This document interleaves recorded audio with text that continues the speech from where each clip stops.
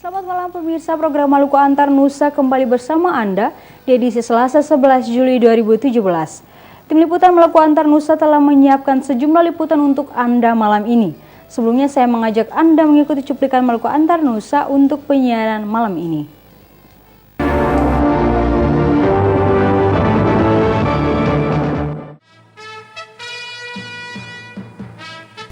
Diduga terlibat dalam penyalahgunaan narkoba, pimpinan salah satu bank pemerintah di Kota Ambon digerebek polisi. Jajaran Forkopimda Kabupaten Buru memusnahkan 7.000 liter minuman keras. Penerimaan siswa baru di sejumlah sekolah di Kota Ambon tidak sesuai dengan peraturan Menteri Pendidikan dan Kebudayaan.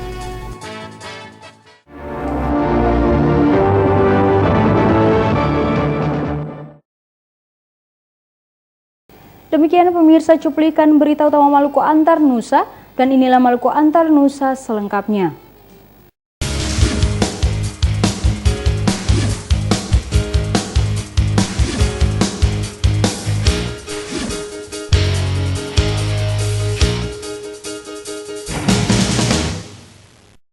Diduga terlibat dalam penyalahgunaan narkoba, pimpinan salah satu bank pemerintah di Kota Ambon digerebek polisi. Penggerebekan terjadi di salah satu penginapan di Kota Ambon dini hari tadi.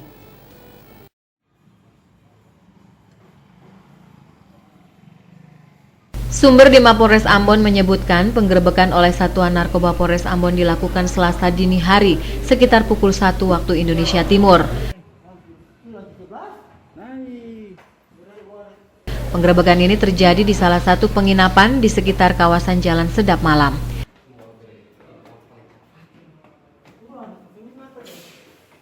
Salah satu tersangka yang tertangkap dalam penggerebekan itu diduga pimpinan salah satu bank milik pemerintah di Kota Ambon.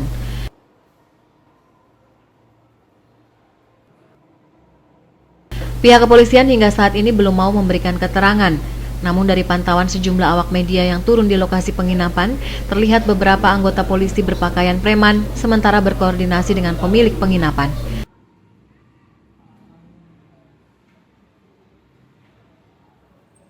Hingga sore tadi belum ada keterangan resmi dari pihak kepolisian. Christine Sipahelut Kurniawan melaporkan.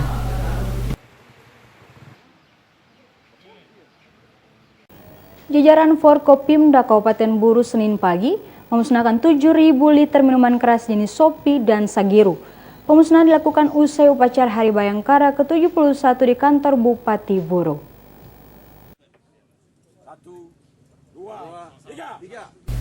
Ribuan liter minuman keras jenis Sopi, Sageru, dan Bir dimusnahkan Senin pagi oleh Forkopimda Kabupaten Buru usai upacara parade Hari Bayangkara ke-71.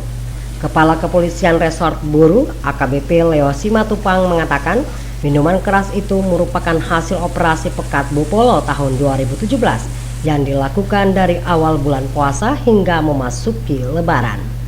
Minuman keras yang dimusnahkan itu terdiri dari 5.000 liter Sopi dan 2.000 liter Sageru. Pemusnahan miras ini dilakukan untuk mencegah terjadinya konflik antar kampung di Kabupaten Buru serta meminimalisir tindak kejahatan yang diakibatkan oleh konsumsi miras. Miras ini adalah hasil operasi kepolisian, baik itu giat rutin maupun kegiatan operasi, di mana kegiatan dilaksanakan adalah menjelang bulan puasa sampai dengan memasuki hari Lebaran.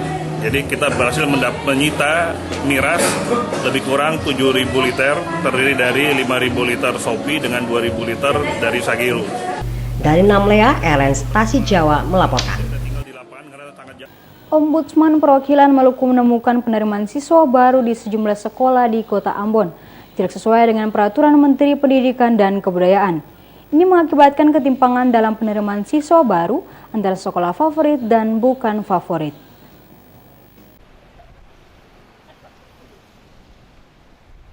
Temuan tersebut setelah perwakilan Ombudsman Maluku melakukan pemantauan di sejumlah sekolah yang melakukan penerimaan siswa baru tahun ajaran 2017-2018. Kepala Perwakilan Ombudsman Maluku Hasan Slamet mengatakan setiap sekolah yang melakukan penerimaan siswa baru harus merujuk pada Permendikbud nomor 17 tahun 2017 tentang rayonisasi. Namun kenyataannya banyak sekolah yang menerima siswa baru tidak sesuai dengan Permendikbud itu. Akibatnya banyak masyarakat yang mendaftarkan anak mereka pada sekolah yang dianggap terkenal, sementara sekolah yang kurang terkenal mengalami kekurangan siswa. Kondisi itu memungkinkan adanya praktek calo atau jual beli kursi. Selain itu, ada juga sekolah yang telah melebihi daya tampung namun tetap dipaksakan untuk menerima siswa baru. Terhadap sekolah-sekolah tersebut, Ombudsman akan mengambil kebijakan sesuai dengan kewenangannya. Itu bahkan dengan adanya reyonisasi atau zonaisasi yang tidak jalan itu, maka sangat mempengaruhi kualitas pendidikan. Karena banyak sekolah-sekolah yang hanya mengejar dana bos, mengalami over capacity. Banyak sekolah-sekolah yang karena tidak diminati, dia tidak ada di situ. Olehnya itu harus ada pemerataan, penyediaan sarana dan fasilitas, kemudian tenaga pengajar dan sebagainya harus diadilkan sehingga tidak terjadi penumpukan dan tidak terjadi diskriminasi terhadap sekolah-sekolah tersebut. Sejauh ini, Ombudsman Perwakilan Maluku belum menerima laporan atau pengaduan terkait adanya pungutan liar dalam penerimaan siswa baru. Perwakilan Ombudsman Maluku menyediakan kotak pengaduan bagi masyarakat yang dirugikan dalam penerimaan siswa baru ataupun pelayanan publik lainnya. Hamjatumia melaporkan. 111 orang calon jamaah haji asal Kabupaten Serang bagian Barat mengikuti bimbingan manasik haji. Manasik haji ini sebagai bekal pengetahuan dan pemahaman bagi calon jamaah haji dalam melaksanakan ibadah di Tanah Suci.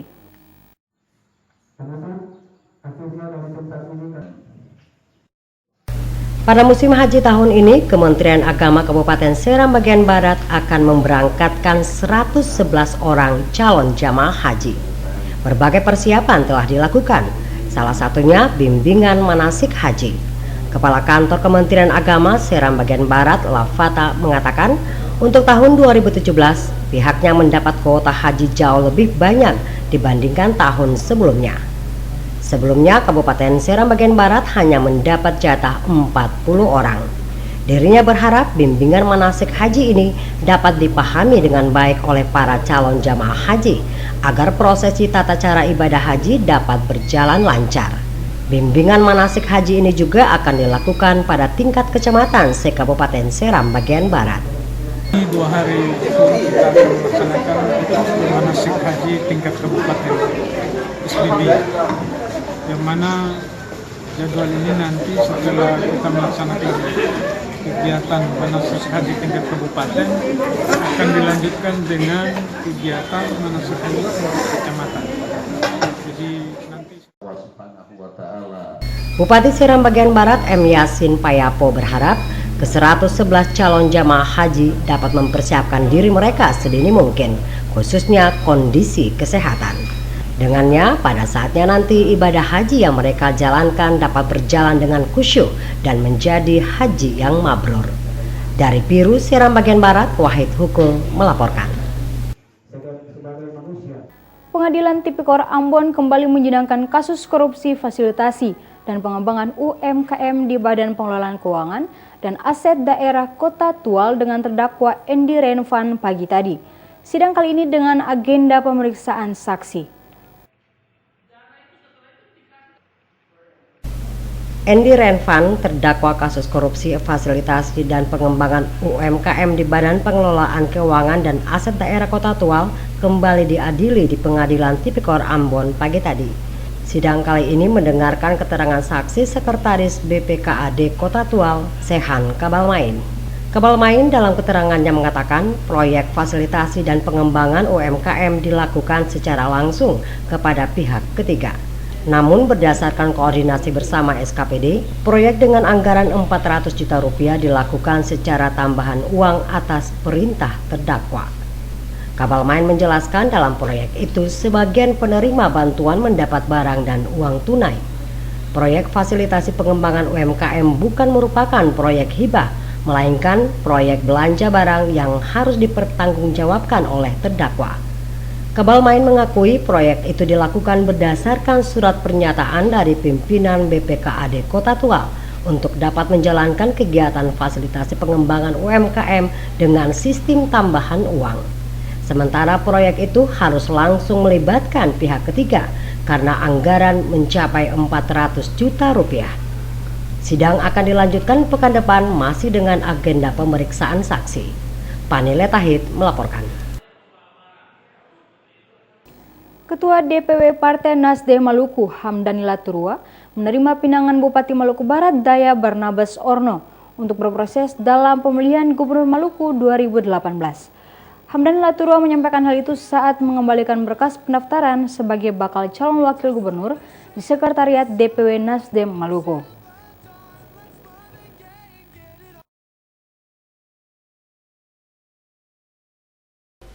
Senin kemarin, tim penjaringan bakal calon kepala daerah Dewan Pimpinan Wilayah Partai Nasdem Maluku menerima 3 bakal calon wakil gubernur. 2 diantaranya mengembalikan berkas pendaftaran, yaitu politisi Demokrat Melkias Frans dan Ketua Dewan Pimpinan Wilayah Partai Nasdem Maluku Hamdani Laturua. Sementara yang mengambil formulir adalah Rahman Ghazali Salampesi. Ketua Dewan Pimpinan Wilayah Partai Nasdem Maluku, Hamdani Laturua, menyatakan dirinya menerima pinangan Bupati Maluku Barat Daya, Barnabas Orno, untuk berproses dalam pemilihan Gubernur Maluku 2018. Untuk mewujudkan niatnya itu, dirinya akan mendaftarkan pada beberapa partai politik agar dapat memenuhi syarat ikut dalam perhelatan pemilihan gubernur tahun depan. Sudah pasti saya Ketua Wilayah Partai Nasdem Provinsi Maluku akan berpasangan dengan Bupati Abbas Orno. Sudah pasti itu ya? Sudah pasti. Sudah pasti. Selain Nasdem, apa yang akan merekomendasikan, Pak? Kami Nasdem sudah barang tentu dengan komposisi keberadaan kursi di Partai Nasdem ini, ya, kita sudah harus melakukan koalisi dengan partai politik yang lain untuk memenuhi target atau nomenklatur yang telah diamanatkan dalam undang-undang untuk itu. Rencana kami untuk memenuhi persyaratan itu akan kami melakukan pendaftaran diri kami ke partai yang lain. Rencana besok 12 kami akan melakukan pendaftaran di Partai Demokrat. Bakal calon wakil gubernur lainnya yang mengembalikan berkas pendaftaran di Partai Nasdem adalah Melkias Frans yang terdorong maju dalam Pilgub Maluku karena ingin membangun ekonomi di daerah ini. Melkias Frans menyatakan tertarik mendaftarkan diri di Partai Nasdem karena partai politik yang mengusung semangat restorasi itu dalam proses rekrutmen bakal calon kepala daerah tanpa mahar. Dirinya juga mendaftar di partai politik lainnya yang memberlakukan mahar. Dalam proses Pilgub Maluku, Melkias Frans digadang-gadang akan berpasangan dengan bakal calon gubernur Tagop Solisa. Yang mahar saja kita bayar, apalagi yang tidak ada mahar. Mestinya yang tidak ada mahar lebih cepat. Kita gas masuk kan. Dan karena itu saya daftar. Terlepas dan Nasdem saya juga lagi daftar. Ya, di PKS yang 6 kursi, di Hanura yang 4 kursi, dan di PAN belum saya kembalikan berkas. Mengapa kita tidak tahu? Kita kembalikan kepada partai-partai ini secara internal. Mereka berproses.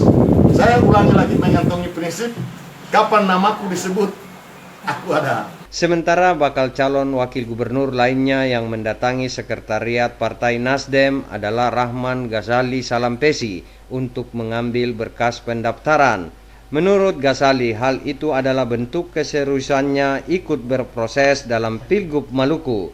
Rahman Ghazali Salampesi menyatakan yang mendorongnya maju berkompetisi dalam Pilgub Maluku adalah untuk mensejahterakan masyarakat di daerah ini. Sampai dengan saya hadir di Nasdem untuk menang Pilgub, artinya bahwa saya serius untuk maju sebagai calon wakil gubernur. Selain Nasdem nanti proses partai mana lagi? Jadi ya untuk diketahui bahwa tadi sekitar jam 10 itu di Partai PAN juga. Jadi mungkin nanti kita akan melihat perubahan partai lain yang namanya ada lebih dekat. Selain mendaftar di Partai Nasdem, Salampesi juga akan mendaftar di beberapa partai politik lainnya seperti PAN, Demokrat, dan Gerindra. Boy Nahrum, Edmond Tupan melaporkan. DPW Partai Persatuan Pembangunan Maluku masih membuka pendaftaran bagi bakal calon gubernur dan wakil gubernur, wali kota dan wakil wali kota Tual, serta bakal calon bupati dan wakil bupati Maluku Tenggara hingga 15 Juli mendatang. Sampai saat ini sudah ada 5 bakal calon gubernur dan 2 bakal calon wakil gubernur yang sudah mendaftar di Panitia Penjaringan DPW P3 Maluku.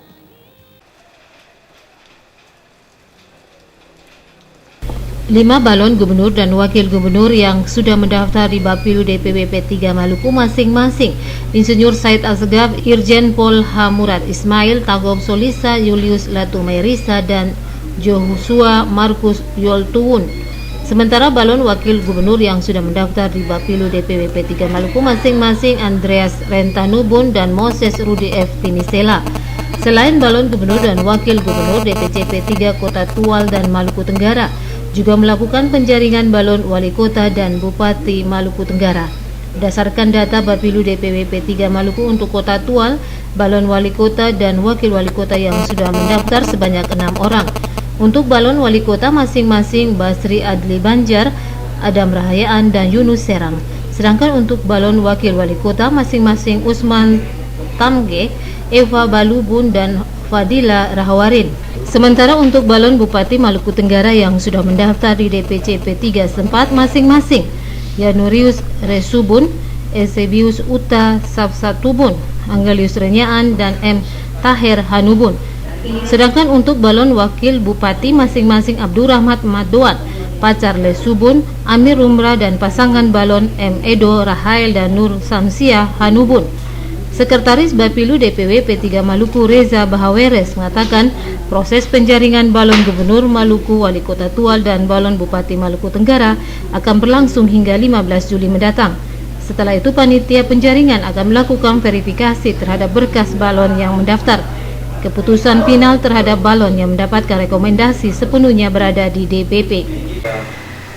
Proses-proses yang telah berjalan, sebagaimana kita ketahui bersama bahwa DPW P3 Provinsi Maluku membuka pendaftaran secara bersama-sama juga dengan DPC P3 Kota Tual dan Maluku Tenggara pada tanggal 16 Juli sampai dengan 1 Juli 2017. Nah, namun ada diperpanjang hingga tanggal 30 sebagaimana yang telah teman-teman pers dengar bersama. Namun setelah hasil koordinasi bersama DPP, Dewan Pimpinan Pusat Partai Persatuan Pembangunan, maka ada terjadi perubahan dalam jumlah, yaitu kita diberikan waktu hingga tanggal 15 Juli. Nah, jadi pendaftaran ini itu hanya sampai dengan tanggal 15 Juli 2017. 15 Juli ini kita sudah menutup pendaftaran, sudah selesai, dan pengembalian sekaligus tanggal 15 batas terakhir. Anggota Bapilu DPW P3 Maluku Husein Tuhare yang menegaskan P3 Maluku memberikan kesempatan seluas-luasnya bagi siapa saja yang ingin maju dalam pemilu kada Maluku. P3 Maluku tidak membatasi pendaftaran baik untuk balon gubernur, wali kota Tual maupun balon bupati Maluku Tenggara. Kita membuka ruang kepada para bakal calon yang datang mendaftar di P3, di DPW P3, melakukan penyelesaian di DPW dan kemudian akan soal nanti diputuskan rekomendasinya ke bakal calon siapa itu adalah DPW. Seperti yang tadi Pak Asing itu bilang bahwa kita ingin menegaskan bahwa kita melakukan penjaringan dan penyaringan administrasi. Frida Raiman, Cakta Maela melaporkan. Setiap orang memiliki kesempatan yang sama dalam menjalankan hak politiknya, baik itu dipilih maupun memilih. Oleh karena itu, partai politik dalam aktivitasnya harus mengedepankan sekaligus membangun pendidikan politik masyarakat dalam berdemokrasi.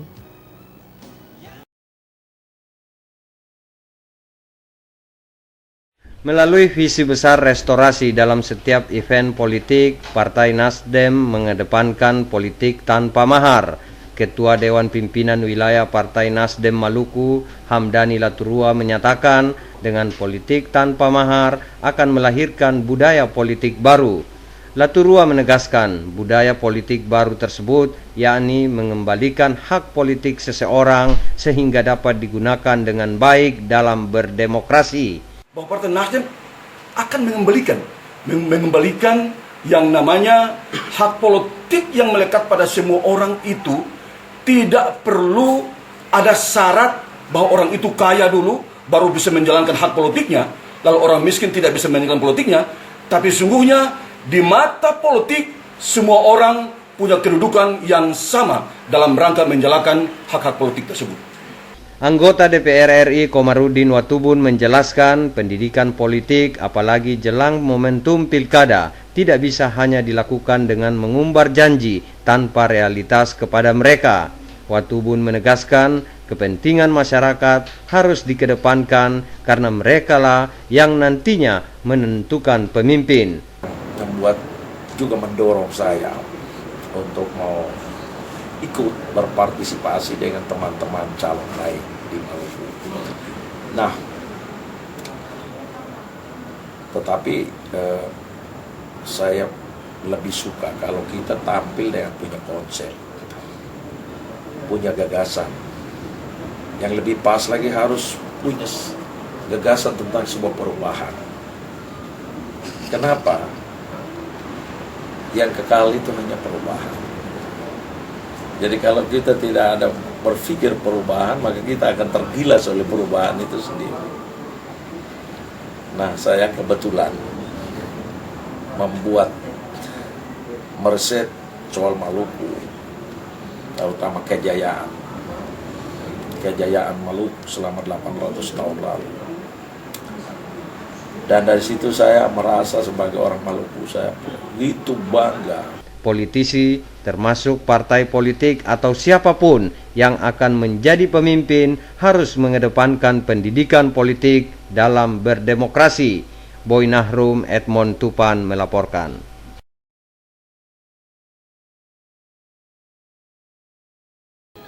PLN Area Masohi akan melakukan perbaikan dan pemeliharaan mesin pembangkit dan sistem jaringan listrik di sana.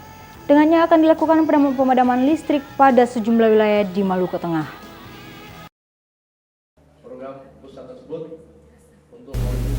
PLN Area Masohi dalam waktu dekat akan melakukan sejumlah perbaikan pada sistem jaringan. Dengannya, PLN Area Masohi akan melakukan pemadaman di sejumlah wilayah di Maluku Tengah. Hal itu disampaikan manajer Area Masohi, Ihwan Syahroni, pada acara Halal Bihalal di lingkup PLN Area Masohi siang kemarin. Menurutnya, perbaikan dilakukan untuk mengganti peralatan tua maupun kabel yang usang. Ini merupakan upaya gerakan perang melawan padam yang menjadi prioritas PLN di tahun 2020. Kepala Bagian Jaringan PLN Area Masohi, Ardalin Abdullah, mengatakan pihaknya akan menyurati Pemda maupun tokoh masyarakat untuk pemberitahuan pemadaman. Media pun dilibatkan untuk membantu mensosialisasikan ke masyarakat. Melakukan pemeliharaan dalam arti untuk meningkatkan keandalan sistem, ya kan, untuk memperbaiki konstruksi yang sudah tua. Jadi untuk lakukan itu kita mungkin ada pemadaman bergilir. Nanti pemadaman bergilir itu kita akan memberitakan lewat media. Bisa TPRI atau media-media yang lain, dan bisa juga kita menyurat untuk pemerintah daerah setempat, raja-raja dan tokoh-tokoh masyarakat. Kepala Bagian Jaringan Ardalin Abdullah menambahkan, PLN Area Masohi juga telah melakukan pembersihan jaringan berupa penebangan pohon di tepi jalan yang menghalangi tiang dan kabel listrik, baik di Maluku Tengah, Seram bagian barat dan Seram bagian timur. Dari Masohi, Maluku Tengah, Fatahila Sia melaporkan. Pemerintah Provinsi Maluku setiap tahun selalu membantu pembangunan sarana ibadah di daerah ini. Hal itu dilakukan dalam rangka mewujudkan Maluku sebagai contoh kerukunan umat beragama di Indonesia. Dukungan pemerintah Provinsi Maluku terhadap pembangunan sarana ibadah terlihat saat Gubernur Maluku hadir di tengah-tengah jemaat Haruku Samet yang sementara melakukan pemasangan lantai granit perdana gedung gereja Ebenezer kemarin. Kehadiran Gubernur Maluku dan rombongan di Haruku Samet disambut dengan tarian dan pengalungan kain adat oleh masyarakat setempat. Ketua Panitia Pembangunan yang juga menjabat sebagai Wali Kota Ambon, Risat Lohana Pesi, mengatakan pembangunan gereja Haruku Samet ini dilakukan murni oleh swadaya masyarakat. Gereja ini dibangun kembali setelah konflik sosial yang melanda Maluku beberapa tahun lalu. Sampai saat ini pembangunan gereja ini tinggal pemasangan granit dan pintu gereja serta kaca. Direncanakan bulan Desember tahun ini pembangunan gereja tersebut rampung dilakukan dan dapat digunakan oleh masyarakat. Saat melakukan pemasangan lantai granit di gereja Ebenezer Haruku Samet, Gubernur Maluku Said Assagaf mengatakan pemerintah Provinsi Maluku setiap tahun selalu menganggarkan dana bagi pembangunan sarana ibadah di daerah ini. Keinginan masyarakat Haruku Samet untuk menyelesaikan pembangunan gereja tersebut mendapat dukungan penuh dari Gubernur Maluku. Bahkan Gubernur berjanji dalam tahun ini pembangunan gereja Ebenezer Haruku Samet sudah dapat diselesaikan. Dan saya kira kan tidak terlalu banyak lagi ya. Tadi tel itu sudah ada yang bantu ya, mungkin tinggal sound system sama lampu ya, sama mungkin pintu-pintu jendela. Yang jelas saya ingin sebelum Natal sudah bisa dimanfaatkan. BPLK masih terlalu lama, masih 2 tahun. Ini akhir tahun sudah mesti berfungsi. Ya, akhir tahun sudah bisa dipakai untuk Natal. Selain Gubernur Maluku, proses pemasangan lantai granit perdana gereja Ebenezer Jemaat Haruku Samet ini juga dilakukan oleh Wali Kota Ambon selaku Ketua Panitia dan Bupati Maluku Tenggara Adrias Rentanobun. Frida Raiman Hamzah melaporkan.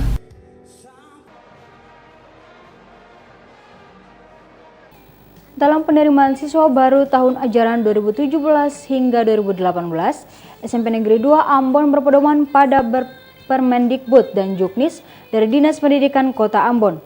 Selain itu, penerimaan siswa baru disesuaikan dengan daya tampung yang tersedia.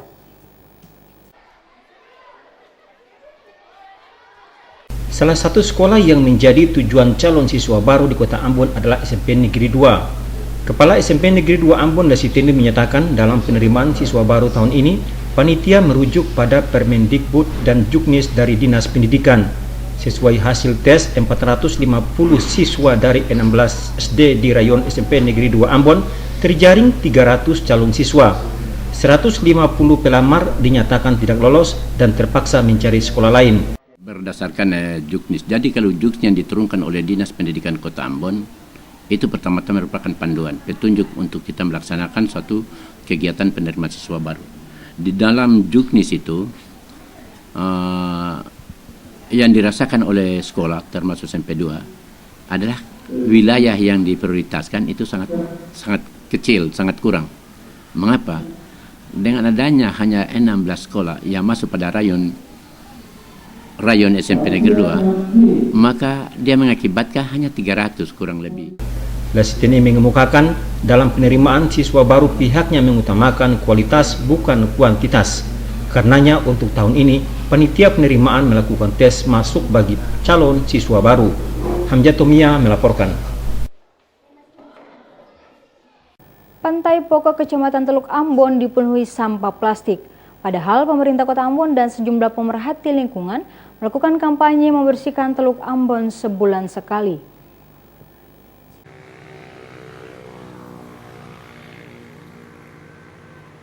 Inilah kondisi Pantai Poka, Teluk Ambon pada pagi hari saat air laut surut. Sampah berupa kantong plastik dan botol kemasan berbagai jenis mengapung di laut dan bibir pantai ini. Sampah-sampah ini terbawa arus dan gelombang laut dari berbagai tempat dan menumpuk di bibir Pantai Poka. Kondisi yang tidak jauh berbeda terlihat saat air pasang. Ketika air laut pasang, maka plastik beraneka warna banyak mengapung. Apabila air laut surut, sampah terlihat berserakan di atas bibir pantai tersebut. Padahal di pantai itu ditanam ratusan anakan mangrove. Pohon-pohon pelindung terhadap abrasi itu pun sepertinya terlihat bagai kerakap di atas batu hidup enggan mati tak mau akibat diterpa sampah. Selain merusak keindahan bibir pantai yang merupakan kawasan pelestarian mangrove, sampah yang berada di sekitar kawasan rumah penduduk warga ini pun bisa menjadi sumber penyakit.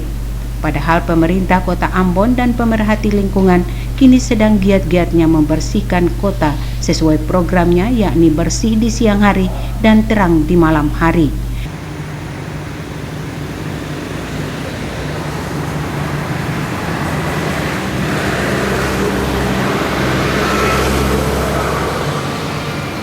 Rahmalatu Konsina dan Bambang Yudaswara melaporkan.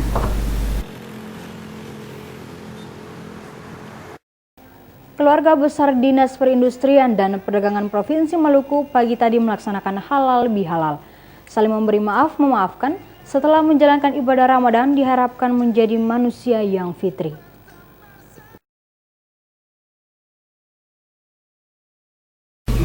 Halal bihalal yang dilaksanakan keluarga besar Dinas Perindustrian dan Perdagangan Provinsi Maluku pada hari ini merupakan upaya membangun hubungan horizontal maupun vertikal yang lebih baik. Momen Ramadan yang baru saja dilalui umat muslim semakin meningkatkan semangat untuk membangun Dinas Perindustrian dan Perdagangan Maluku. Koordinator Halal Bihalal Yahya Kota mengatakan, pelaksanaan halal bihalal tersebut bertujuan untuk meningkatkan silaturahim antar pegawai sehingga suasana kerja di dinas itu menjadi lebih baik. Kepala Dinas Perindustrian dan Perdagangan Provinsi Maluku, Elvis Patiselano mengatakan, Ramadan dan Idul Fitri telah menempa umat muslim menjadi pribadi yang mampu dan tidak gampang terpengaruh oleh berbagai rayuan dan propaganda yang tujuannya dapat memecah belah persatuan dan kesatuan yang telah tertanam baik. Hikmah dan semangat Ramadan itu cukup untuk memperkuat pertalian hidup sejati orang Basudara di Maluku menuju Maluku yang aman, rukun, damai, dan sejahtera. Ustadz Bakri Asyatri dalam tauziahnya mengatakan, tradisi halal bihalal tidak dikenal di Arab. Halal bihalal merupakan tradisi umat Islam di Indonesia termasuk di Maluku. Ramadan yang baru dilalui hendaknya dijadikan semangat dan panggilan iman untuk melakukan introspeksi diri. Dengannya umat akan tampil sebagai manusia baru yang melimpah berkat dan kebajikannya pasca Ramadan dan Idul Fitri. Menurutnya, hakikat puasa adalah selalu belajar untuk menjadi sumber kasih sayang, kedamaian, kesejahteraan, keadilan, dan kebaikan untuk sesama.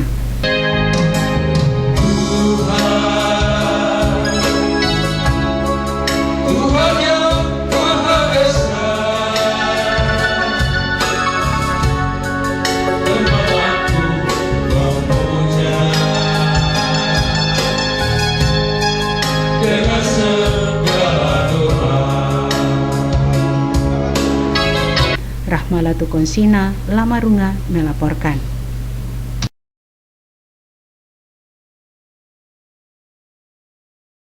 Al-Ustadz Fikri Haikal MZ mengaku kagum dengan kearifan lokal Pelagandong yang diwariskan leluhur di negeri ini. Menurutnya budaya Pelagandong dapat memelihara toleransi umat beragama di Maluku. Hal itu disampaikan Ustadz Haikal MZ pada halal bihalal pemerintah Kota Ambon Senin pagi.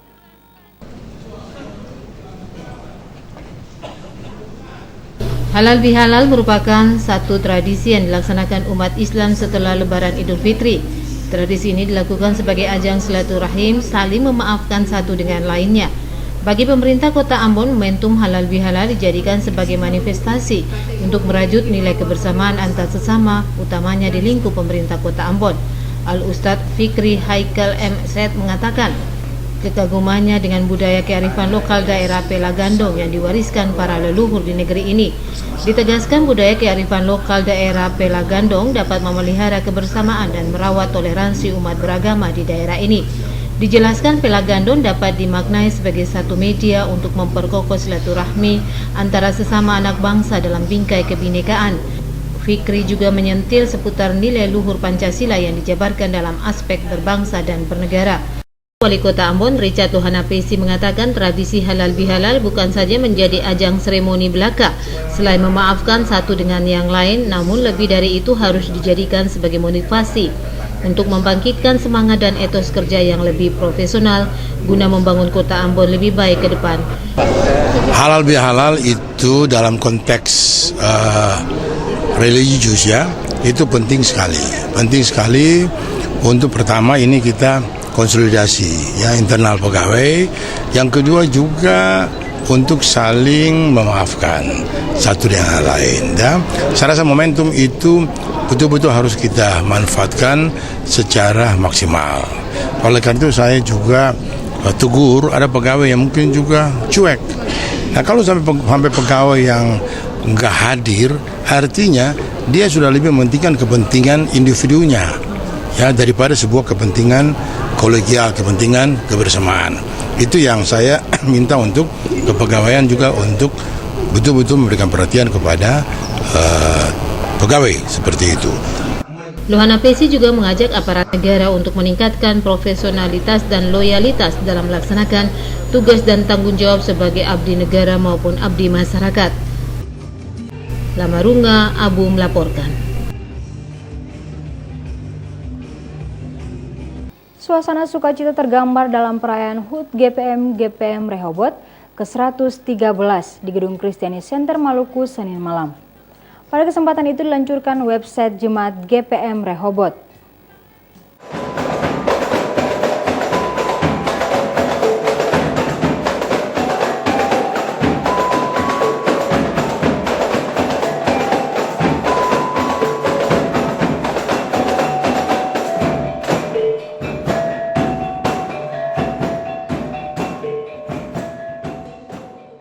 Perayaan HUT Jemaat GPM Rehoboth ke-113 tahun berlangsung sukacita Senin malam.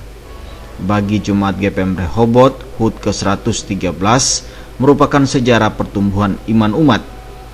Ketua Majelis Jemaat GPM Rehoboth, Pendeta JM Sohoka mengatakan, 113 tahun menjadi momentum bagi tim sejarah Jemaat GPM Rehoboth dalam mengkaji sejarah kehadiran pertumbuhan dan pelayanan jemaat. Melalui HUT ke-113, Sohoka meminta anggota jemaat meningkatkan pelayanan sehingga dapat menjangkau seluruh sumber daya umat. Ketua Sinode GPM, Pendeta Aweri Nusa mengatakan, perayaan HUT GPM Rehoboth hendaknya menjadi ruang hidup dalam membangun persekutuan dan persaudaraan.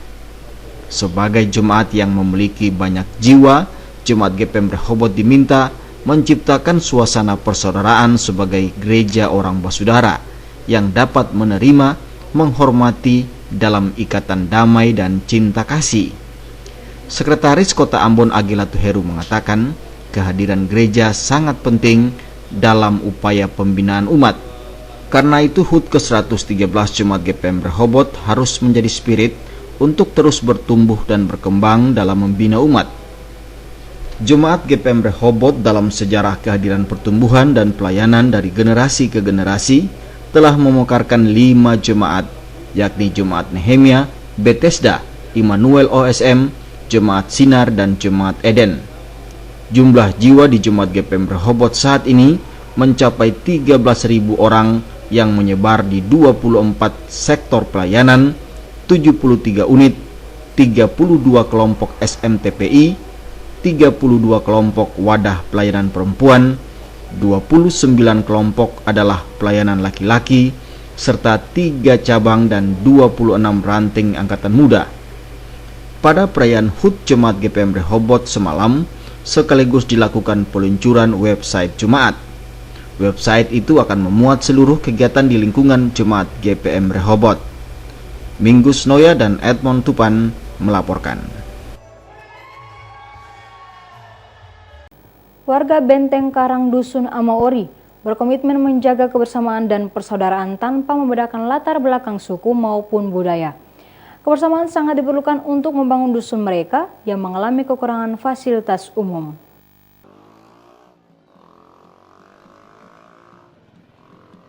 Tak terasa telah 15 tahun lamanya warga Benteng Karang menepati pemukiman mereka di Dusun Amaori, Desa Paso. Syukuran 15 tahun pemukiman Dusun Amaori yang berlangsung Senin pagi berbeda dengan sebelumnya. Sebelumnya peringatan HUT pemukiman Dusun Amaori dilakukan sederhana tanpa mengundang instansi pemerintah. Namun untuk peringatan hari ulang tahun ke-15 dilaksanakan secara seremonial dalam nuansa sukacita. Syukuran HUT yang berlangsung di Gereja Ebenezer Amaori dihadiri perwakilan pemerintah Provinsi Maluku, pemerintah Kota Ambon, serta TNI Polri. Ketua Panitia Pelaksana HUT ke-15 pemukiman Dusun Amaori, Yeheskel Sohisa mengatakan syukuran ini akan menyemangati warga Amaori untuk membangun. Sedangkan kehadiran perwakilan pemerintah Provinsi Maluku dan Kota Ambon dalam peringatan HUT ini agar mereka dapat melihat berbagai kekurangan di Dusun Amaori. Petinggi-petinggi baik itu anggota dewan maupun juga seluruh pimpinan SKPD yang kami anggap penting yang dapat memberikan kami bantuan untuk pengembangan jemaat ini ke depan dan juga menjawab beban pergumulan daripada jemaat ini, maka itu yang kami merasa penting untuk menghadirkan mereka dalam kegiatan puncak hari ulang tahun Amaori yang ke-15 dan sekaligus di dalamnya syukuran pelantikan pengurus pemuda Amaori. Pimpinan jemaat setempat juga mendorong warga Amaori agar setiap tahun dapat melaksanakan syukuran hari ulang tahun pemukiman mereka. Melalui syukuran hari ulang tahun, warga semakin bersemangat untuk membangun dan selalu berada dalam kebersamaan. Ini mereka dari sini untuk ke-15 tahun dan oleh karena itu kegiatan yang digelar ini memberikan semangat motivasi buat mereka bahwa walaupun mereka dari tempat yang dulu ya dalam korban kerusuhan, dalam arti mereka mengalami korban sosial, tapi semangat untuk tetap maju itu merupakan kekuatan mereka. Karena itu acara hari ini memberikan inspirasi, kekuatan buat semua masyarakat Amaori yang ada di Benteng Karang.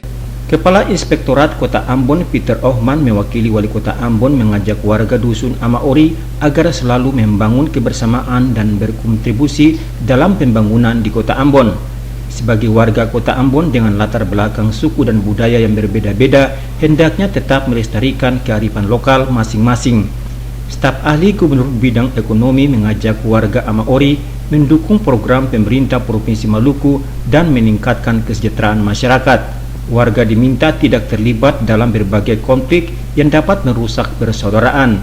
Warga Amaori juga diharapkan menggunakan media sosial secara baik dengan tidak memuat pesan yang dapat menimbulkan kebencian.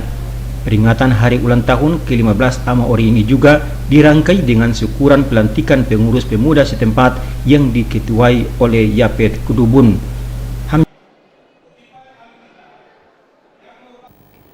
Dua finalis bintang radio untuk kategori pria dan wanita, Wilbert Lawalata dan Yohan Samima, berhasil memenangkan lomba bintang radio LPP RRI Stasiun Ambon 2017. Mereka akan dipersiapkan untuk mewakili Kota Ambon dalam lomba bintang radio tingkat nasional dan ASEAN yang akan berlangsung di Ambon. 10 finalis berhasil masuk dalam Grand Final Lomba Bintang Radio 2017 yang diselenggarakan LPP RRI Ambon Senin malam. 5 untuk kategori pop Indonesia pria dan 5 lainnya untuk kategori wanita. Mereka berhasil melangkah ke Grand Final setelah lolos pentahapan seleksi yang ketat dari jumlah 125 peserta. Kepala LPP RRI Stasiun Ambon Melkias Mansoben dalam sambutannya menyatakan Kota Ambon akan bertindak selaku tuan rumah dalam Lomba Bintang Radio tingkat nasional dan ASEAN 2017 pada Agustus nanti. Mansoben mengakui Ambon adalah kota yang menghasilkan musisi-musisi ternama seperti Bruri Pesulima, Harvey Maleholo, Bob Tutupoli, Utali Kumahwa, dan Yopilato. Beberapa di antaranya adalah mantan juara Bintang Radio dan kompetisi lomba nyanyi bergengsi di tingkat internasional. Kepsta berharap pada malam Grand Final ini akan menghasilkan 2 finalis biduan dan biduanita bertalenta yang siap berlaga di tingkat nasional, ASEAN, bahkan internasional. Cinta yang kau berikan sepenuh jiwamu bagiku segalanya. Waktu berjalan kita lalui bersama, beramani setiap hari. Dewan juri dapat menilai secara objektif 2 penyanyi terbaik. Pasalnya Kota Ambon akan dijadikan sebagai tuan rumah Lomba Bintang Radio tingkat nasional dan ASEAN yang akan berlangsung dari tanggal 20 hingga 27 Agustus nanti. Kepsta meminta dukungan dari warga Kota Ambon dan Maluku untuk penyelenggaraan event bertaraf nasional dan internasional di kota ini. Wali Kota Ambon Richard Tuanapesi dalam sambutannya menyatakan RRI telah menjadi pelopor ajang pencarian bakat dalam lomba tarik suara yang diinisiasi sejak tahun 1951. Pemerintah Kota Ambon menyambut baik kegiatan ini yang juga mendukung program Ambon sebagai kota musik dunia. Wali Kota mengakui dari segi promosi Lomba Bintang Radio tidak seheboh event lainnya. Untuk itu dirinya berkeinginan memfasilitasi dan mempromosi pemuda-pemuda berbakat di bidang tarik suara di kota ini. Sementara 10 finalis tampil memukau dengan suaranya untuk menarik simpati juri dalam menilai kemampuan masing-masing. Tampil sebagai juara untuk kategori pop Indonesia pria Wilbert Lawalata dan untuk kategori wanita dimenangkan Joan Saimima. Sepasang juara Bintang Radio tahun 2017 ini juga pernah memenangkan lomba yang sama 2 tahun sebelumnya. Mereka berhak menerima trofi, piagam, dan uang pembinaan. Mereka juga siap mewakili Kota Ambon pada Lomba Bintang Radio tingkat nasional dan ASEAN 2017 di Kota Ambon. Wakil Saule Sarles Belaman melaporkan.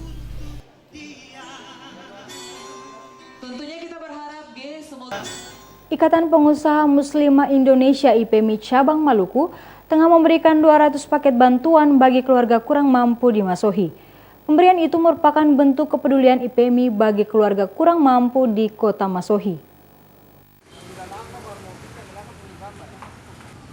Guna meringankan beban hidup masyarakat kurang mampu, Ikatan Pengusaha Muslimah Indonesia atau IPMI Maluku Tengah memberikan 200 paket sembako bagi fakir miskin dan kaum duafa. Kegiatan tersebut dilakukan Ikatan Pengusaha Muslimah Maluku Tengah di Kota Masohi baru-baru ini. IPMI juga menyambangi sejumlah kompleks di Kota Masohi dan memberikan bantuan secara langsung kepada masyarakat.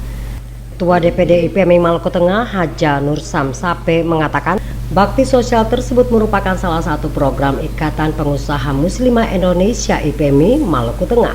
Selain pemberian paket sembako, IPMI Maluku Tengah juga akan melakukan sejumlah kegiatan sosial yang menyentuh langsung masyarakat. Hanya untuk memberikan sedikit nafkah dan rezeki yang kami punya kepada kaum duafa dan fakir miskin yang janda-janda yang memang pantas untuk menerimanya.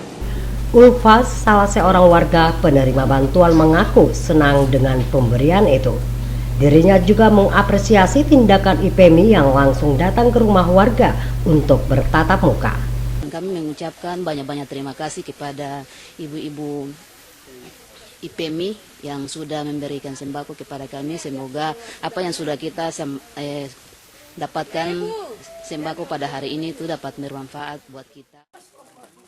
Ikatan Pengusaha Muslimah Indonesia Maluku Tengah terus memperkenalkan diri kepada masyarakat Maluku Tengah hingga ke tingkat desa. Sebab salah satu keinginan IPMI yakni memberantas kemiskinan serta menjadi bagian dalam pembangunan daerah. Dari Masohi, Maluku Tengah, Fatahila Sia melaporkan.